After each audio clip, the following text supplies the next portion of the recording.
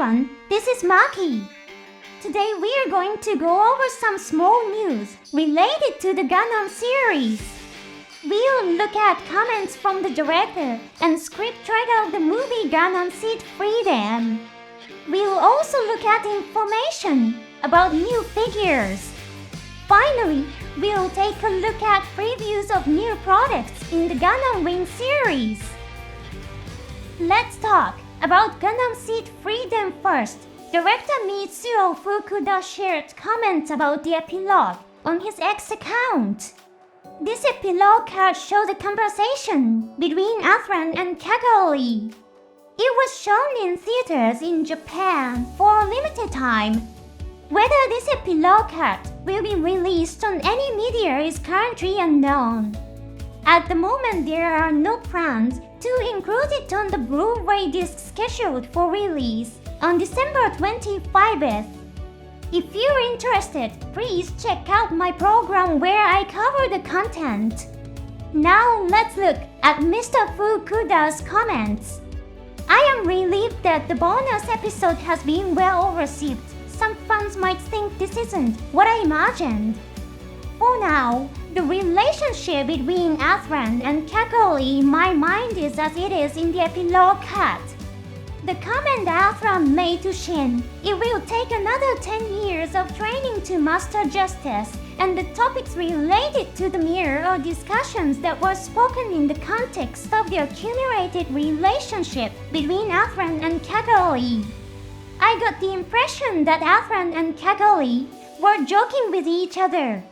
Regarding his evaluation of Shin, Athrun seemed to speak to Cal-re in a boastful manner, as if he was trying to show off like a boy claiming that he could pilot the Justice Gundam more effectively. It seemed to express Athrun's feelings of trusting Shin's abilities, but not being able to compliment him directly. The point where Cal-re mentioned Lunamir and Mira also had a similar tone. It felt less like genuine jealousy and more like teasing Athrun for his awkwardness around women. Sure seemed very shaken by the image of Cal-re that Athrun was painting. In response, Athrun maintained a calm and gentlemanly demeanor. However, when I think back to when Mira was sleeping in her bedroom, Athrun had a similar reaction to Shure, and it was kind of cute. Here is another comment from Mr. Fukuda. I am glad that many people found the epilogue cut interesting. Let me tell you about epilogue 2. Athrun has Cal-re sitting his shadow so that she is less likely to be in danger. As her bodyguard, he remains vigilant to protect her. Showing the Cavalier's interior represents the fact that no one else is listening to their conversation. It's their time alone. The other companions relax beneath the Cavalier. In the epilogue cut, 2 Cavalier Ifrits are shown standing on the ground. Athrun and Cal-re are sitting on the Cavalier talking. It appears that Athrun is not sitting there casually, but has calculated his position to be ready to protect Cal-re at a moment's notice. Many fans may be curious as to the location of the Cavalier's cockpit entrance. The fact that Athrun chose to sit in the upper part of the Cavalier suggests that there might be an entrance at the top. It's unlikely that Athrun, responsible for the safety of someone as important as Cal-re, would place her in a place where escape would be impossible if an enemy appeared. Also, the fact that the other companions are relaxing at the Cavalier's feet might suggest that the epilogue cut takes place immediately after the story that was distributed as a special gift to the attendees.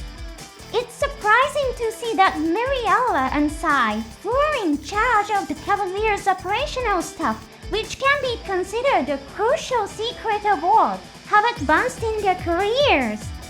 I wonder if many fans are also curious about the relationship between Mariella and Iaka. I too am curious to see where the romance will lead.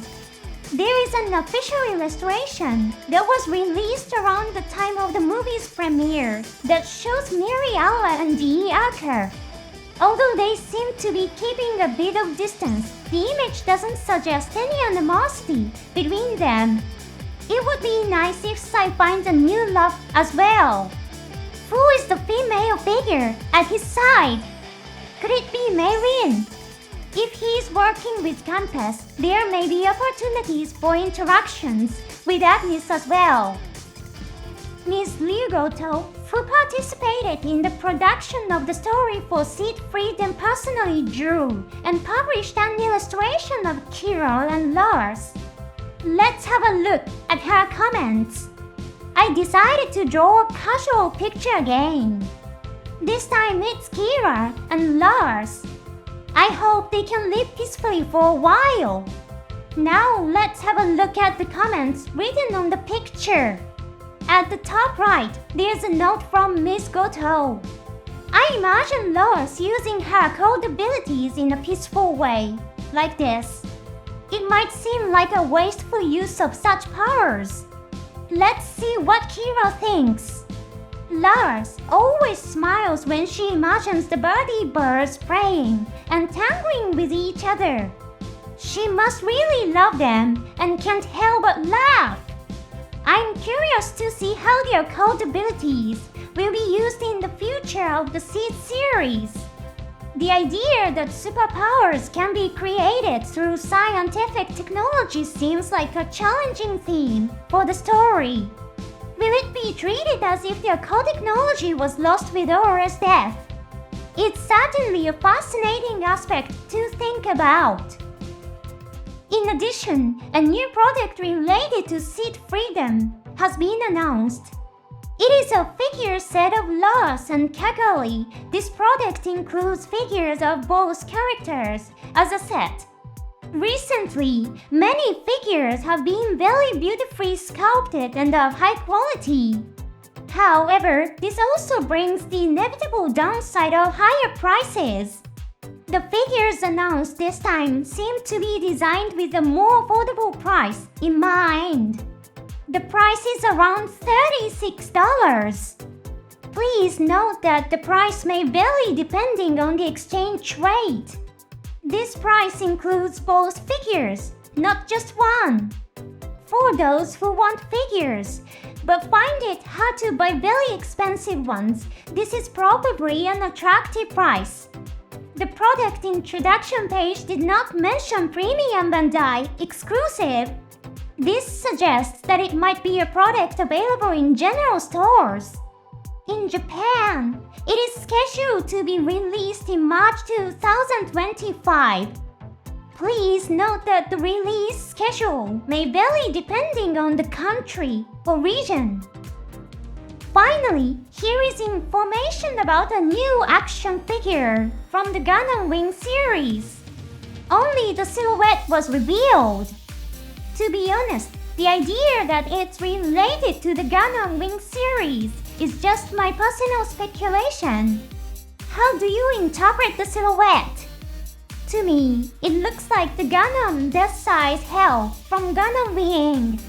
It seems to be holding a weapon similar to a twin beam size.